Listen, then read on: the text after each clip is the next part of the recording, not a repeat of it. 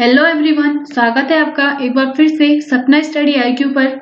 आज हम इस वीडियो में बात करने वाले हैं मौर्योत्तर काल में हुए विदेशी आक्रमण के बारे में। तो चलिए वीडियो को स्टार्ट करते हैं। वीडियो को स्टार्ट करने से पहले जिसने भी मेरे चैनल को सब्सक्राइब और वीडियोस को लाइक शेयर नहीं किया है वो जल्दी से जाके चैनल को सब्सक्राइब और वीडियोस को लाइक शेयर जरूर कर दे। तो चलिए वीडियो को स्टार्ट करते हैं। इस वीडियो में बात करने से पहले जो हमने पिछले वीडियो में टॉपिक कवर कराया था उसके बारे में भी थोड़ा बता देती हूँ कि उसमें हमने पढ़ा था शुंग वंश, कर्णव वंश और सातवाहन वंश। तो ये जो वंश थे वो उत्तर मौर्योत्तर काल के थे।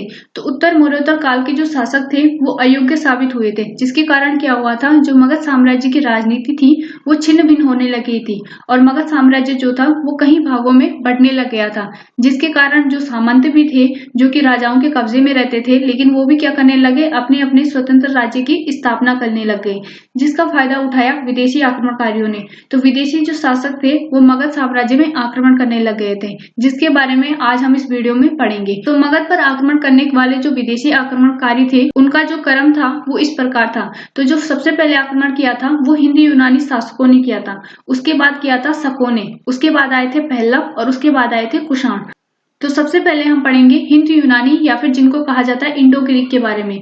तो मौर्योत्तर काल में यूनानी यानी कि बैक्टीरिया से ये भारत में आए थे। तो बैक्टीरिया नामक जगह से ये भारत में आए थे और हिंदू कुश पर्वत के पश्चिमी छोर से ये भारत में घुसे थे। तो हिंद यूनानी शासकों ने ही सबसे पहले क्या किया था, भारत में सोने के सिक्के भी चलाए थे। तो क्वेश्चन एग्जाम में बन सकता है कि भारत में सोने के सिक्के सबसे पहले किसने जारी किए थे, तो वो किए थे हिंद यूनानियों ने।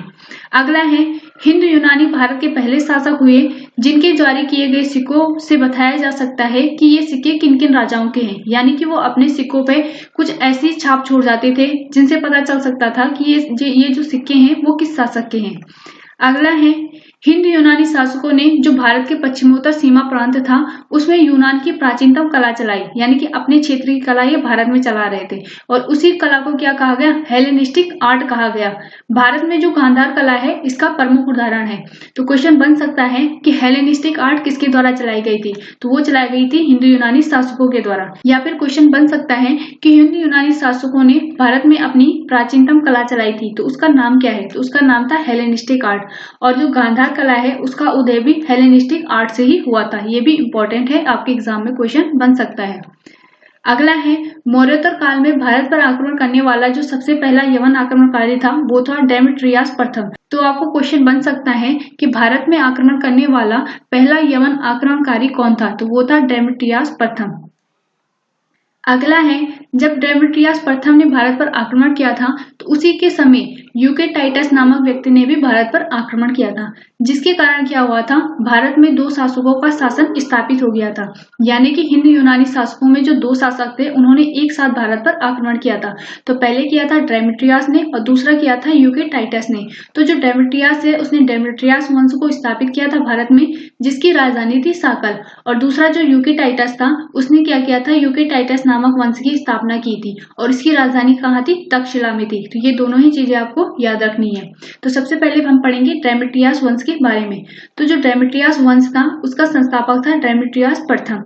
इसने क्या किया था कि जो शुंग वंश का शासक था पुष्यमित्र शुंग, तो उस पर इसने आक्रमण किया था, लेकिन जो इस युद्ध में विजय होती है वो होती है पुष्यमित्र शुंग की और डेमेट्रियस इस युद्ध में हार जाता है। लेकिन वो क्या करता है, साकल वाले क्षेत्र को जीत लेता है और वहीं पर अपना राज्य स्थापित कर लेता है। जो डेमेट्रियस वंश है उसका जो सबसे प्रतापी शासक था वो था मिनांडर, जिसको कि बौद्ध ग्रंथ है उनमें उसको मिलिंद कहा गया है।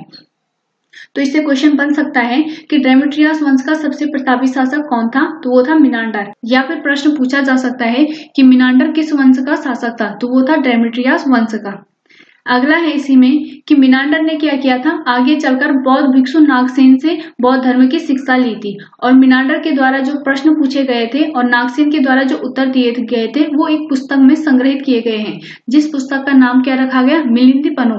तो ये बौद्ध धर्म की एक पुस्तक है। यानी कि जो मिनांडर होता है जो कि एक हिंदू यूनानी होता है वो क्या करता है, आगे चलकर बौद्ध धर्म की शिक्षा लेता है और वो किससे लेता है, बौद्ध भिक्षु नागसेन से। और जो बौद्ध भिक्षु नागसेन होता है वो क्या करता है, मिनांडर के द्वारा दिए गए प्रश्नों का उत्तर देता है। तो जो मिनांडर के द्वारा पूछे गए प्रश्न थे और नागसेन के द्वारा दिए गए जो उत्तर थे वो एक पुस्तक बन जाती है, यानी कि उस पर एक पुस्तक लिखी जाती है जिसका नाम क्या पड़ जाता है, मिलिंदीपनो। तो ये भी एग्जाम के लिए इंपॉर्टेंट है। अगला था यूक्रेटाइटस वंश। तो यूक्रेटाइटस वंश का जो प्रतापी शासक था वो था एंटियालकीट्स। तो आपको ये भी याद रखना है कि यूक्रेटाइटस वंश का सबसे प्रतापी शासक किसे माना जाता है, एंटियालकीट्स को। अगला है यूक्रेटाइटस वंश की जो सबसे प्रमुख विशेषता थी वो ये थी कि जो यूक्रेटाइटस होता है वो शुंग शासक भागपत्र के दरबार में क्या करता है, अपना एक राजदूत भेजता है जिसका नाम होता है हेलियोडोरस। तो जो हेलियोडोरस होता है वो क्या करता है, विदिशा में एक गरुड़ स्तंभ की स्थापना करता है।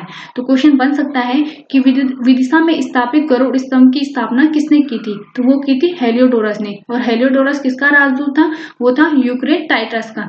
और इससे क्या पता चलता है कि जो मध्यकालीन भारत था उसमें क्या था, उसमें भागवत धर्म का प्रचलन था। तो आपको ये क्वेश्चन बन सकता है, आपको इसको भी याद रखना है। आगे है शक आक्रमण, यानी कि जो हिंद यूनानी है उसके बाद किसने भारत पर आक्रमण किया था, उसके बाद किया था शक शासकों ने इस क्षेत्र पर आक्रमण किया था। तो जो शक है वो कहाँ से आए थे, वो आए थे मध्य एशिया से, यानी कि शकों का मूल निवास स्थान कहाँ था, मध्य एशिया में था। और शक राजाओं को क्या कहा जाता था, तो जो शक राजा थे उनको कहा जाता था क्षत्रप। अगला है जो शक थे वो क्या थे, 5 शाखाओं में भारत में विभाजित थे, यानी कि उनकी जो 5 शाखाएं हैं वो भारत में राज करती थी। तो जो कहाँ कहाँ फैले थे, भारत और अफगानिस्तान क्षेत्र में भी फैले थे। तो इनकी जो 5 शाखाएं थी वो कौन कौन सी थी, एक शाखा उनकी कांधार में निवास करती थी, एक शाखा उनकी मथुरा में निवास करती थी, एक नासिक में, एक तक्षशिला में और एक करती थी उज्जैन में। तो ये पांचों के पांचों आपको याद रखने हैं। अब इन पांचों के बारे में हम आगे पढ़ते हैं। तो पहला था तक्षशिला। तो तक्षशिला जो शाखा थी उसका जो शासक था जिसका नाम था एजलीसेस, तो उसके सिक्के जो हैं भारत में प्रचलित थे। और उनके सिक्कों की विशेषता क्या थी, उसमें देवी यानी कि लक्ष्मी देवी का चित्र अंकित था। तो आपको क्वेश्चन बन सकता है कि किस शासक के सिक्कों पर देवी लक्ष्मी का चित्र अंकित था, तो वो था एजलीसेस का। अगला है मथुरा शाखा। तो जो मथुरा शाखा थी उसकी विशेषता क्या थी कि जो मथुरा का जो शक शासक था उसको जो है उज्जैन के एक शासक ने क्या कर दिया था, पराजित कर दिया था। वो कब किया था, 57 ईसा पूर्व में किया था। और इसी उपलक्ष्य में जो उज्जैन का शासक होता है वो क्या करता है, विक्रमादित्य की उपाधि धारण कर लेता है। और विक्रमादित्य की जब उपाधि धारण करता है तो उसी टाइम पे यानी कि 58 ईसा पूर्व में क्या करता है, विक्रम संवत नामक कैलेंडर को जारी करता है। तो क्वेश्चन बन सकता है कि विक्रम संवत नामक कैलेंडर किसने जारी किया था, तो जो उज्जैन का शासक था जिसने शक शासक को क्या किया था, परास्त किया था और विक्रमादित्य की उपाधि ली थी, तो उसी ने क्या किया था, विक्रम संवत नामक कैलेंडर को जारी किया था। अगला है इसी समय क्या हुआ था, जब ये विक्रमादित्य की उसने उपाधि ली थी तो इसी टाइम पे क्या हुआ था, जो विक्रमादित्य की उपाधि है वो बहुत ज्यादा लोकप्रिय हो गई थी। और आगे चलकर जितने भी राजा होते हैं वो क्या करते हैं, अपने अपने नाम के बदले विक्रमादित्य की उपाधि ग्रहण करने लग जाते हैं। तो इसी कारण जो भारतीय इतिहास है उसमें जो है 14 विक्रमादित्य की उपाधि धारण करने वाले राजा बने, यानी कि 14 राजाओं ने जो है विक्रमादित्य की उपाधि ली थी। और जिनमें से जो सबसे शक्तिशाली या फिर सबसे प्रतापी शासक कौन था, वो था चंद्रगुप्त द्वितीय, जिसने क्या किया था, विक्रमादित्य की उपाधि ली थी। तो चंद्रगुप्त द्वितीय क्या था, सबसे विख्यात विक्रमादित्य उपाधि लेने वाला व्यक्ति था। अगला है नासिक के शक शासक। तो जो नासिक के शक शासक है उनमें जो सबसे प्रसिद्ध था वो था नहपान। तो नहपान के बारे में मैंने पिछले वाली वीडियो में भी बताया था कि इसको जो है क्या कर देता है, गौतमीपुत्र सातकर्णी हरा देता है। तो जो नहपान था उसने क्या किया था कि सातवाहनों से उसका जो महाराष्ट्र वाला जो भूभाग था उसने उससे छीन लिया था, यानी कि जो सातवाहन थे वो महाराष्ट्र प्रांत में अपना राज्य स्थापित कर रखा था उन्होंने। तो जो नहपान होता है जो कि एक शक शासक होता है वो क्या करता है, सातवाहनों से महाराष्ट्र का एक बड़ा भाग छीन लेता है, जिसके कारण क्या होता है, आगे चलकर जो सातवाहन होते हैं वो महाराष्ट्र को छोड़कर आंध्र प्रदेश में अपना राज्य स्थापित कर लेते हैं। जिसके के कारण क्या होता है, जो सातवाहन होते हैं उनको आंध्र सातवाहन कहा जाता है। ये पिछली वाली वीडियो में मैंने आपको पढ़ाया था। अगला है तो जब क्या होता है, जब नहपान उनसे जो महाराष्ट्र का ये बड़ा भाग है उसको छीन लेता है और अपना राज्य स्थापित कर लेता है, तो उसके बाद जो है सातवाहन वंश का ही शासक होता है एक, वो होता है गौतमीपुत्र सातकर्णी। तो वो क्या करता है, नहपान को पराजित कर लेता है। और इसका साक्ष्य हमें कहाँ से मिला है, वो मिला है हमें नासिक के जोगल थंबी से। जो नासिक का जोगल थंबी है वहां से हमको 8000 मुद्राएं यानी कि सिक्के मिलते हैं, जिनमें एक तरफ तो गौतमीपुत्र सातकर्णी है जो कि तलवार लेके खड़ा रहता है, और उसी सिक्के के दूसरी तरफ जो नहपान होता है जो कि एक शक शासक है वो क्या करता है, सिर झुकाए हुए बैठा होता है। तो इसी से हमको प्राप्त होता है, इसी से हमको साक्ष्य मिलता है कि जो सातवाहन शासक था जिसका नाम था गौतमीपुत्र सातकर्णी, वो नहपान को हरा देता है। अगला है उज्जैन के शक शासक। तो जो उज्जैन के शक शासक हैं उनमें जो सबसे प्रतापी शासक था वो था रुद्रदामन। और रुद्रदामन से बहुत सारे क्वेश्चन एग्जाम में पूछे जाते हैं, तो आपको ये जो है ध्यान में रखते हुए चलना है, जो कि उज्जैन का ही शक शासक था, यानी कि जो रुद्रदामन था उज्जैन का शक शासक था। तो रुद्रदामन से संबंधित जो अभिलेख है वो है जूनागढ़ अभिलेख, जिसका दूसरा नाम है गिरनार अभिलेख, जो कि गुजरात के काठियावाड़ में स्थित है। तो आपको ये याद रखना है कि जो जूनागढ़ अभिलेख है वो कहाँ स्थित है, वो है गुजरात के काठियावाड़ में। और जो इसकी भाषा थी वो क्या थी, संस्कृति थी।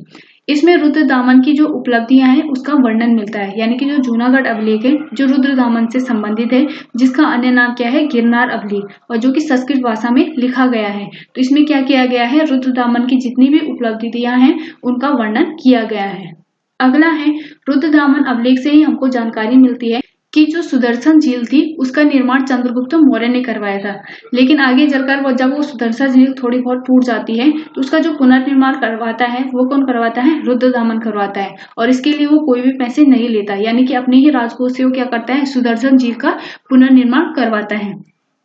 अगला है इस वंश का अंतिम शासक कौन था, रुद्र सिंह तृतीय था। यानी कि जो उज्जैन का शक शासक था, शक शासन था या शक वंश था, उसका जो अंतिम शासक होता है वो रुद्र सिंह तृतीय होता है, जिसे गुप्त शासक चंद्रगुप्त द्वितीय ने पराजित किया था।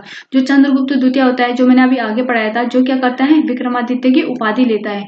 तो वही चंद्रगुप्त द्वितीय क्या करता है, उज्जैन के शक शासक रुद्र सिंह तृतीय, जो कि अंतिम शासक होता है उज्जैन के शक वंश का, उसको हरा देता है। अगला है पहलव वंश। तो जो शक वंश था वो हमने पूरा यहाँ पर कंप्लीट कर दिया है। अब इसके बाद हम पढ़ेंगे पहलव वंश के बारे में। तो जो पहलव वंश है वो मध्य एशिया में ईरान क्षेत्र से आए थे, यानी कि ईरान से आए थे पहलव वंश के शासक। और इस वंश का भारत में प्रथम शासक कौन बना था, वो बना था मिथ्रडेटस। तो मिथ्रडेटस, ये क्वेश्चन ज्यादा नहीं पूछा जाता, लेकिन आपको फिर भी ध्यान रखना है कि भारत में शासन करने वाला जो पहलव वंश था उसका प्रथम शासक कौन बनता है, वो बनता है मिथ्रडेटस।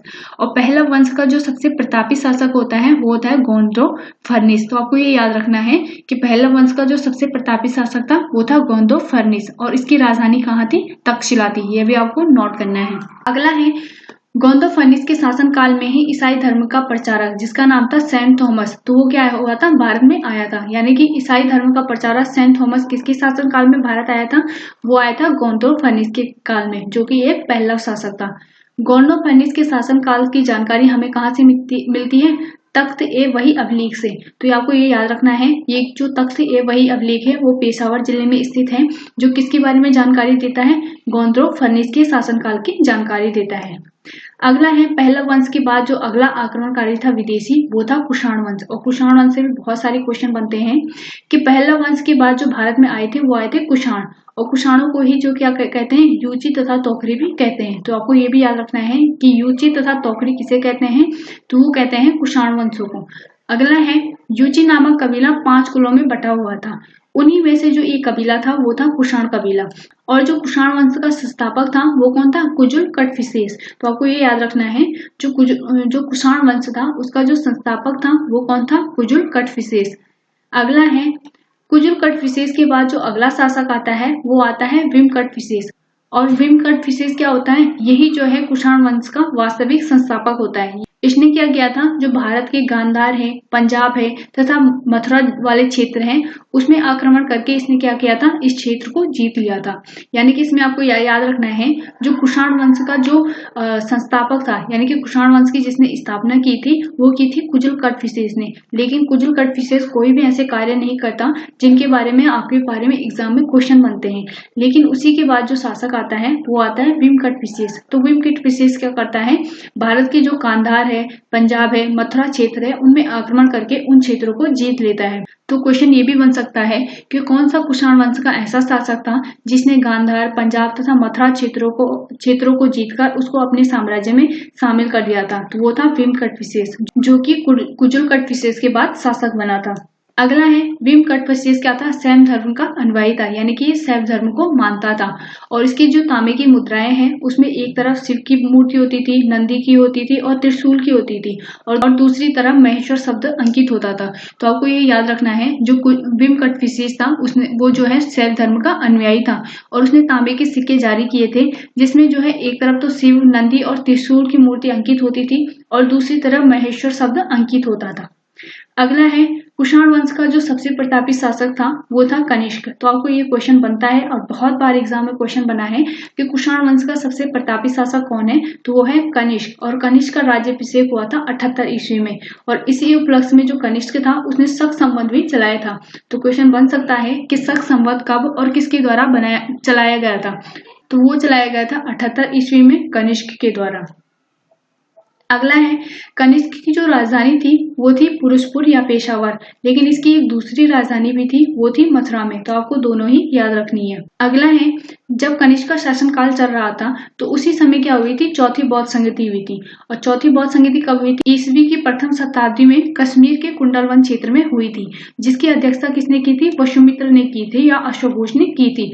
और इसी जो चतुर्थ बौद्ध संगति है उसके बाद जो बौद्ध धर्म होता है वो हीनयान और महायान में टूट जाता है या फिर हीनयान महायान में बढ़ जाता है। तो ये किसके शासन काल में हुआ था, तो ये कनिष्क के शासन काल में हुआ था, ये भी आपको याद रखना है। अगला है कनिष्क के समय ही क्या हुआ था, जो मथुरा कला है ये या फिर जो गांधार कला है उसका भी उदय हुआ था।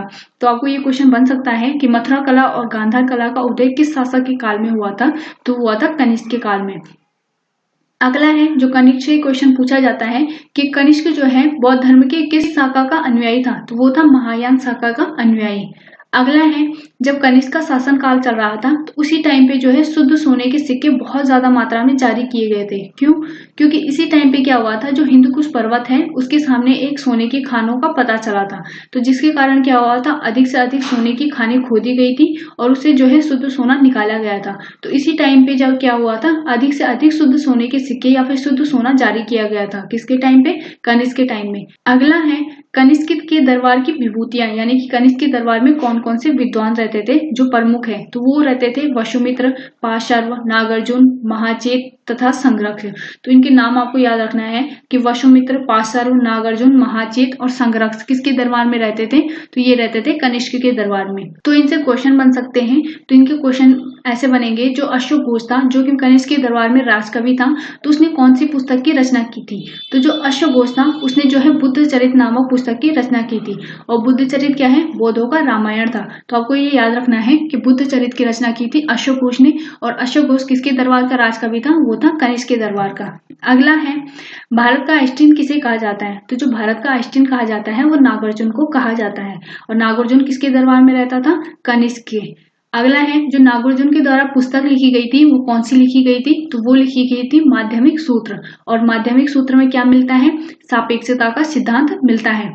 और अगला है नागार्जुन ने ही क्या किया था, शून्यवाद दर्शन का प्रतिपादन किया था। तो ये भी याद रखना है आपको ने कि जो नागार्जुन था वो कनिष्क के दरबार में रहता था, जिसको भारत का आइंस्टीन कहा जाता है।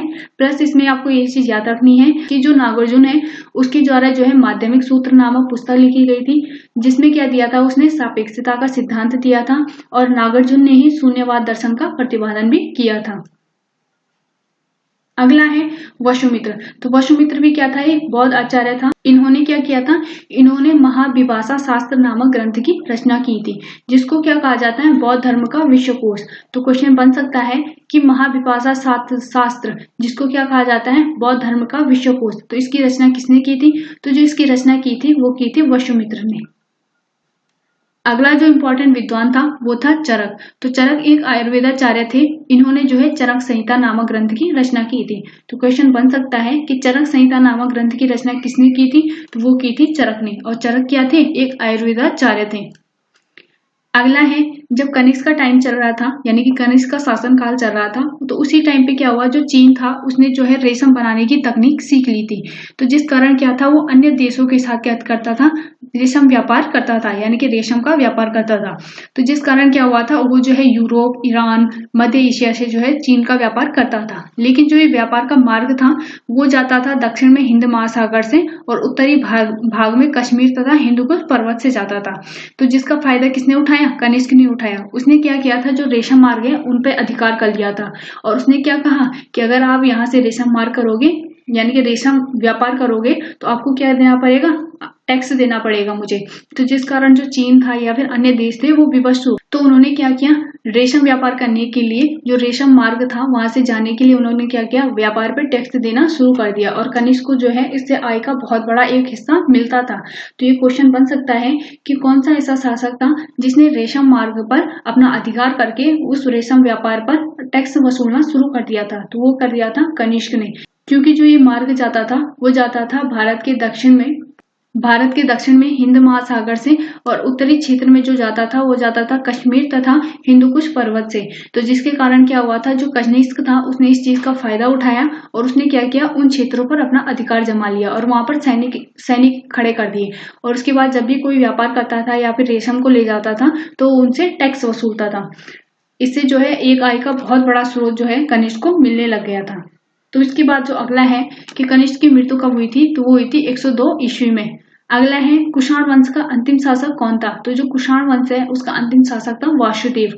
अगला है कुषाण राजाओं को क्या कहा जाता था, तो जो कुषाण राजा है उनको देवपुत्र भी कहा जाता था। और जो ये देवपुत्र की उपाधि दी थी कुषाणों को, वो किसने दी थी, चीनियों ने दी थी। अब जितने भी इम्पोर्टेंट था, जो मौर्योत्तर काल में जितने भी विदेशी आक्रमण हुए थे वो सारे मैंने यहाँ पर कवर करा दिए हैं। एग्जाम में आपको इससे बाहर नहीं जाएगा। तो चलिए अब हम देखते हैं क्वेश्चंस, जो आपसे क्वेश्चन बन सकते हैं एग्जाम में, तो उनको हम यहाँ पर कवर करते हैं। तो पहला क्वेश्चन है कि तक्षशिला विश्वविद्यालय कहाँ स्थित है। तो जो तक्षशिला विश्वविद्यालय है वो वर्तमान में पाकिस्तान क्षेत्र में आता है। अगला है भारत में सबसे पहले सोने के सिक्के किसने जारी किए थे। तो जो भारत में सबसे पहले सोने के सिक्के जारी किए थे वो किए थे हिंद यूनानियों ने। और इनके द्वारा ऐसे सिक्के जारी किए गए थे जिनसे पता चला जा सकता था कि कौन से सिक्के किस राजा के हैं, यानी कि वे अपने सिक्कों पे ऐसी छाप छोड़ते थे जिससे पता चल जाता था कि ये उस राजा के सिक्के हैं या ये उस राजा के सिक्के हैं। तो हिंदू यूनानी शासक ऐसा करने वाले प्रथम शासक बने थे भारत में। अगला है शक मूलतः कहाँ के निवासी थे। तो जो शक मूलतः निवासी थे वो थे मध्य एशिया के। और शकों का जो सबसे प्रतापी राजा हुआ था वो कौन हुआ था, रुद्रदामन, जिसका जो अभिलेख है इससे संबंधित वो था जूनागढ़ अभिलेख, जिसको जो है गिरनार अभिलेख भी कहा जाता है। जो कहाँ स्थित है, वो स्थित है गुजरात के काठियावाड़ में। आपको ये भी ध्यान में रखना है। और ये जो जूनागढ़ अभिलेख है वो किस भाषा में लिखा गया है, तो वो जो है संस्कृत भाषा में लिखा गया था। अगला है शक संवत किसने चलाया था। तो जो शक संवत चलाया था वो चलाया था कनिष्क ने। कब चलाया था, 78 ईसा पूर्व में चलाया था। क्यों चलाया था, क्योंकि इसी टाइम पे क्या हुआ था, इसका राज्याभिषेक हुआ था, ये गद्दी पर बैठा था। तो इसी टाइम पे इसने क्या किया था, शक संवत चलाया था। अगला है विक्रम संवत कब चलाया गया था। तो जो विक्रम संवत चलाया गया था वो चलाया गया था 58 ईस्वी में। और ये किसके द्वारा चलाया गया था, शकों की विजय के उपलक्ष्य में विक्रमादित्य के द्वारा चलाया गया था। तो ये जो जितने भी क्वेश्चन थे आपको कवर करने हैं, जितना भी इम्पोर्टेंट पॉइंट था वो सारे मैंने इस पे कवर करा दिए हैं। तो आई होप आपको वीडियो अच्छी लगी हो। अगर वीडियो अच्छी लगी हो तो प्लीज चैनल को सब्सक्राइब और वीडियोस को लाइक शेयर जरूर कर देना। तो आज के लिए बस इतना ही। Thank you so much everyone video को पूरा देखने के लिए।